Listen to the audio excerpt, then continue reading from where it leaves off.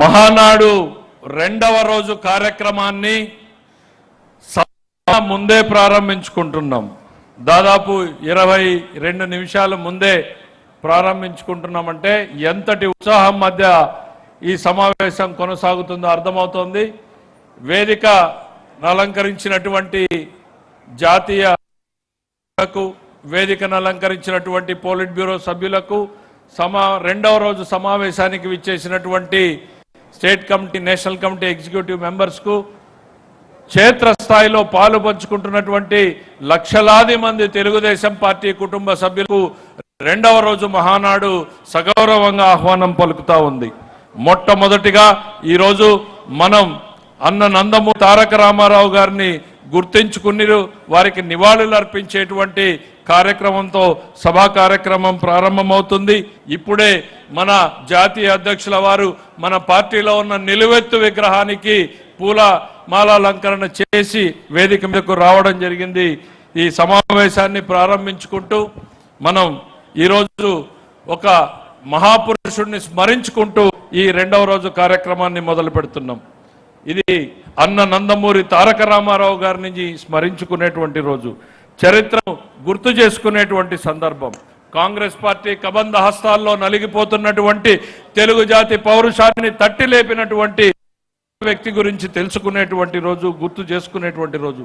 తెలుగు ప్రజల ఆత్మగౌరవాన్ని ప్రపంచానికి చాటినటువంటి మహోన్నతుడు, మనందరి రాజకీయ జీవన ప్రయాణానికి మూలం అన్న నందమూరి తారక రామారావు గారు.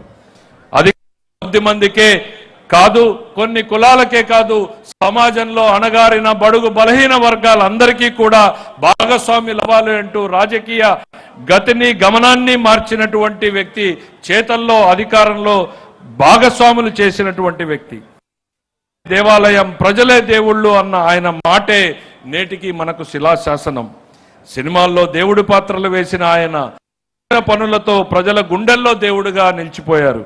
పేదల ఆకలి తెలిసిన వ్యక్తిగా, పల్లె కష్టాలు తెలిసిన వ్యక్తిగా, మహిళ తెలిసినటువంటి వ్యక్తిగా ఆయన తీసుకున్నటువంటి నిర్ణయాలు ఆ రోజు దేశవ్యాప్త సంచలనాలయ్యాయి.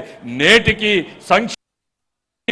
ఆద్యుడు నందమూరి తారక రామారావు అన్నట్టుగానే నిలిచిపోయాడు ఆయన. ఆయన నటించిన చలనచిత్రం అయితే అది సంచలన చిత్రమే, ఆయన రాజకీయం అయితే అది రాజకీయమే. తెలుగుతనాన్ని నిలిపినటువంటి వ్యక్తి, తెలుగు గళాన్ని ఢిల్లీ గర్జించేలా చేసినటువంటి వ్యక్తి.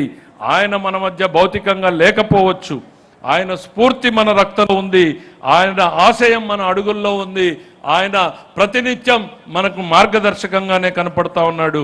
ఆయన మాట చూపిన బాటలో మనందరం మమేకమవుతూ ఆయనకు ఈ మహానాడు వేదిక ఘన నివాళులర్పిస్తూ ఈ కార్యక్రమాన్ని ప్రారంభించుకోవడం మొట్టమొదటిసారిగా అన్న నందమూరి తారక రామారావు గారి నివాళులు అర్పించేటువంటి ఒక వీడియోతో ఈ సభా కార్యక్రమం ప్రారంభమవుతుంది.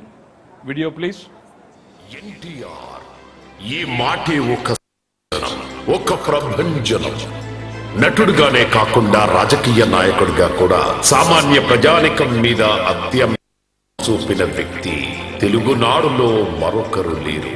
కేవలం 14 సంవత్సరాల రాజకీయ జీవితంలోనే దేశ చరిత్రపై అసాధారణమైన ముద్ర వేశారు. ఎన్టీఆర్ స్థాపించిన తెలుగుదేశం పార్టీ అప్పటి నుంచి ఇప్పటి వరకు రాజకీయాల్లోనూ దేశ రాజకీయాల్లోనూ బలీయమైన శక్తిగా నిలిచి వెలుగొందుతోంది. నిబద్ధత, నిజాయితీ, ఖచ్చితనం ఎన్టీఆర్ బలాలు. అవినీతి రహిత పాలన ఆయన ముద్ర. పటేల్ పట్వారీ వ్యవస్థ నిర్మూలనం, స్థాపన ద్వారా పరిపాలనా వికేంద్రీకరణ, రాయలసీమ క్షేమం కోసం తెలుగు గంగ నిర్మాణం, ఆడపిల్లలకు ఆస్తి కిలో 2 రూపాయల బియ్యం పథకం, సగం ధరకే చేనేత వస్త్రాలు, పేదలకు పక్కా ఇళ్ల నిర్మాణం, రైతన్నకు సబ్సిడీపై విద్యుత్, పేద వృద్ధులు, వితంతువులు, రైతులకు నెల నెలా పింఛన్. ఇవన్నీ ఎన్టీఆర్ లోని నూతనత్వంతో కూడిన ఆలోచన నిదర్శనాలు. మొదటిసారి ముఖ్యమంత్రిగా పాలన నుండి జాతీయ రాజకీయాలలో సంకీర్ణ ప్రభుత్వాల స్థాపన వరకు జాతీయ అంతర్జాతీయ మీడియా దృష్టిని ఎన్టీఆర్ ఎంతగానో ఆకర్షించారు. ఆ సేతు హిమాచలం 16 రాష్ట్రాలలో విస్తృత స్థాయిలో ఎన్నికల ప్రచారం చేసిన ఏకైక ప్రాంతీయ నాయకుడు ఎన్టీఆర్. సరిగ్గా ఇప్పుడు తెలుగుదేశం పార్టీ అధినేత నారా చంద్రబాబు నాయుడు స్వర్ణాంధ్ర 2047 లక్ష్యాలతో పాటు ప్రధాని మోదీ గారు చేపట్టిన వికసిత్ భారత్ 2040 లక్ష్యాలను కూడా కలుపుకొని ముందుకు సాగుతున్నారు.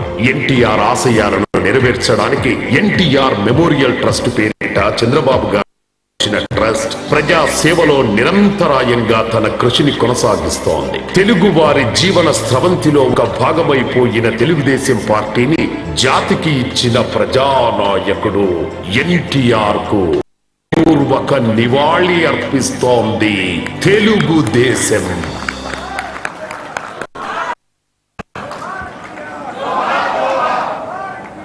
జోహార్ జోహార్ లాలి వర్ధిల్లాలి.